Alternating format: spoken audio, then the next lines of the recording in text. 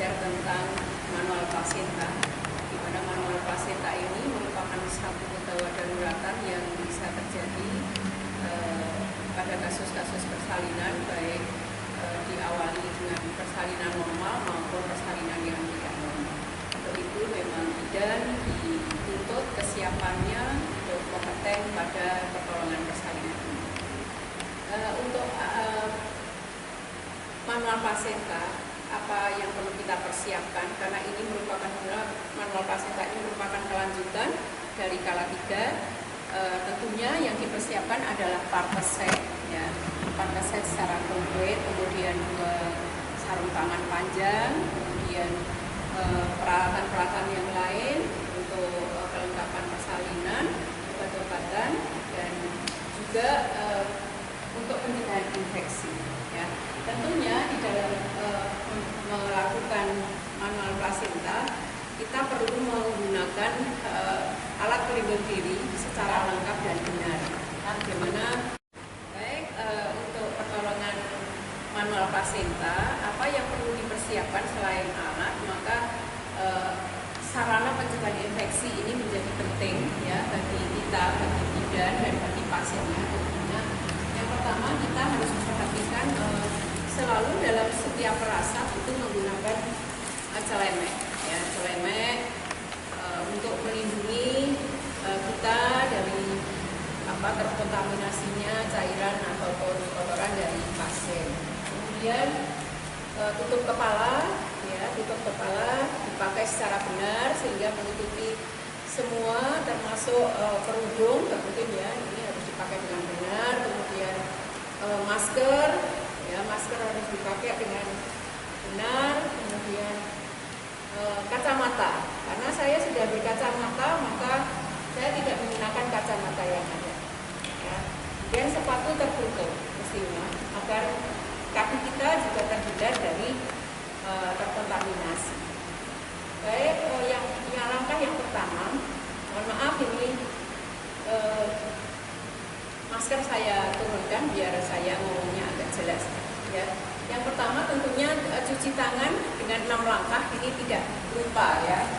Jadi kita cuci tangan dengan 6 langkah. Jangan lupa setiap kali apapun yang akan kita kerjakan, maka 6 langkah cuci tangan ini menjadi penting, ya. Kita keringkan dengan handuk pribadi, jadi jangan handuknya rombongan tapi handuk pribadi. Kemudian kita segera membuka alat, ya, membuka alat. Kemudian nanti sebelum memeriksa ke ibu kita menggunakan sarung tangan terlebih dahulu. Kita pakai sarung tangan panjang, maaf. Baju kita naikkan sehingga tidak menghalangi kita dalam bekerja. Kemudian kita menggunakan sarung tangan, dimulai dari yang kanan, hati-hati memakainya, terus naik sampai atas karena tangan kita akan masuk. Ya. Kemudian kita pakai sarung tangan yang kiri.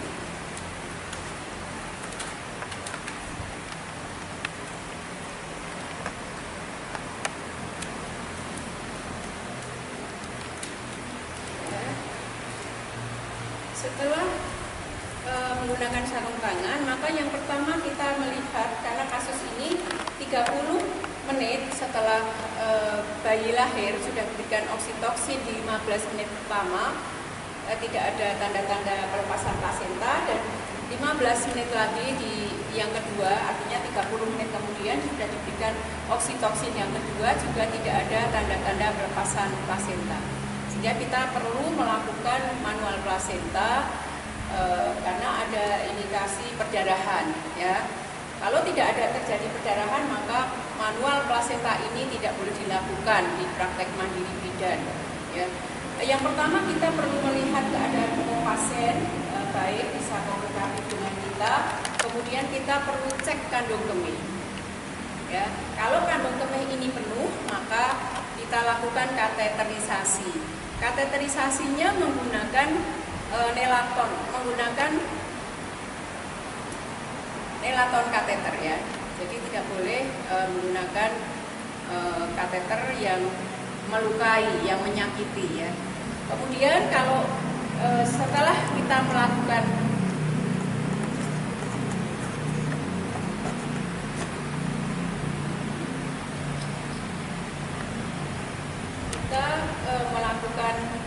kateterisasi, kemudian ini ada cairan klorin di dalam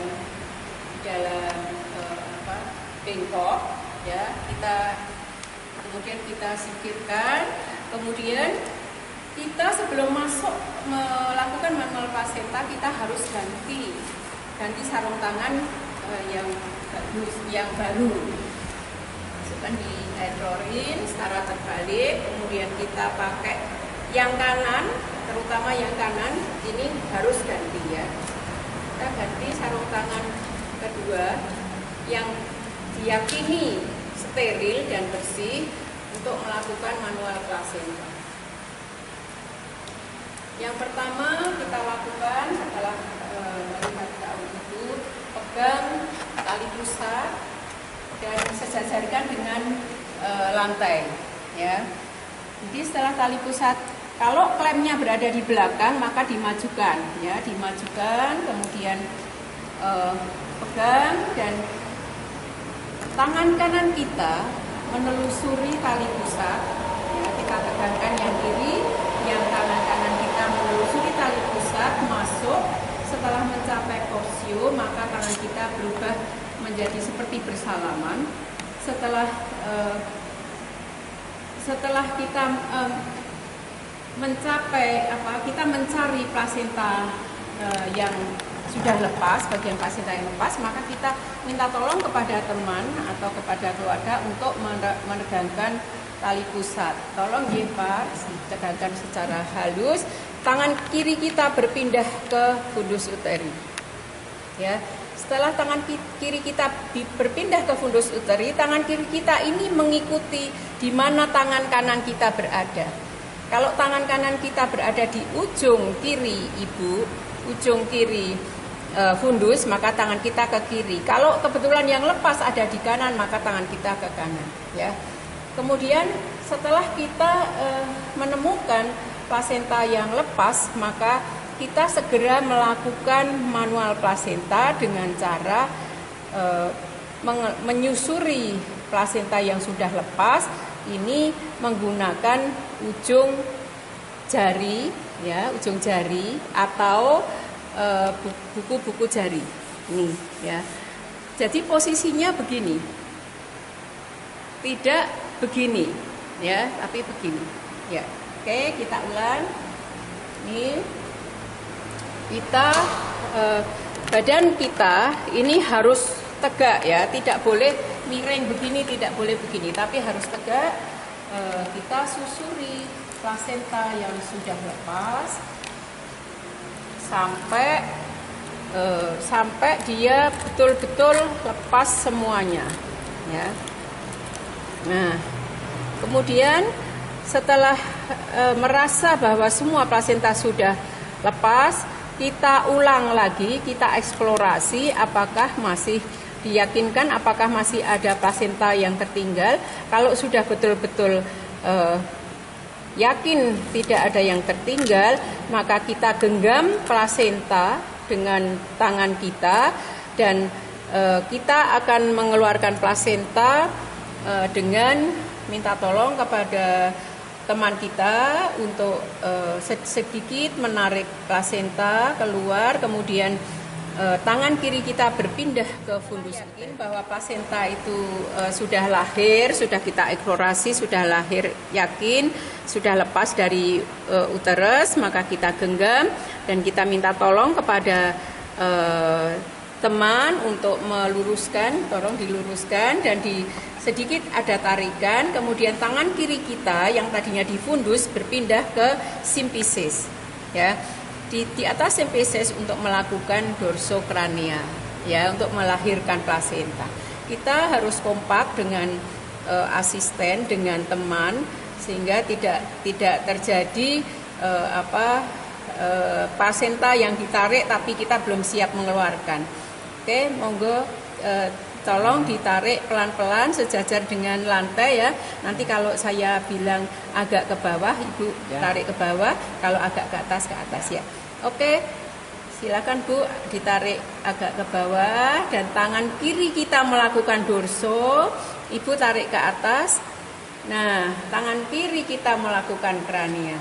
Sehingga lahirlah plasenta yang kita tunggu-tunggu ini ya. Itu kita abaikan dulu, langsung kita lakukan masase fundus uteri selama 15 detik. Ya, kalau fundus uteri berkontraksi bagus, maka lanjutkan perawatan kala 4 secara normal. Tetapi bila terjadi fundus uteri kontraksinya tidak bagus, maka kita bisa melakukan KBI. Ya, saya kira ini setelah kita lihat, kita pastikan bahwa fundus uteri itu bagus, maka kita tidak perlu mengecek tali plasenta karena kita sudah yakin bahwa plasenta sudah kita lahirkan. Ya, semuanya. Selanjutnya plasenta segera kita masukkan di dalam tempatnya. Ya, hati-hati dalam membawanya, jangan sampai ada darah yang tercecer. Kita masukkan plasenta dalam wadahnya dan klem kita letakkan di dalam bengkok yang kering. Untuk selanjutnya nanti setelah kita melakukan kala 4, perawatan kala 4, asuhan kala 4, maka kita akan melakukan dekontaminasi. Sebelum ke asuhan kala 4, dipastikan lagi kita harus melakukan vital sign, pemeriksaan vital sign pada ibu. Kemudian memastikan lagi di 10 menit kemudian itu kontraksi uterus. Kita ajarkan pada keluarga untuk melakukan pemantauan kontraksi uterus. Tolong minta tangannya. Nah, nanti kalau ibu merasa mules, biasa ya Bu.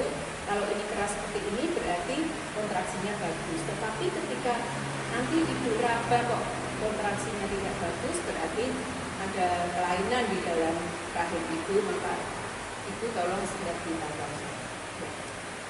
Itu setelah kita melakukan perawatan asuhan kala 4 pada ibu, ya selanjutnya kita melakukan dekontaminasi. Saya kira itu untuk manual plasenta yang perlu ditegaskan di sini, bahwa cara mengeluarkan plasenta itu tidak seperti macan ini ya, mengaum, tetapi meskipun menggunakan seperti ular kobra gitu ya, menggunakan ujung jari, maka tetap melakukan dengan lembut. Tapi bisa dengan kuku-kuku, maka kita melakukan seperti itu. Ya, itu penekanannya, dan evaluasi perdarahan serta kontraksi uterus ini harus lebih dilakukan secara intens.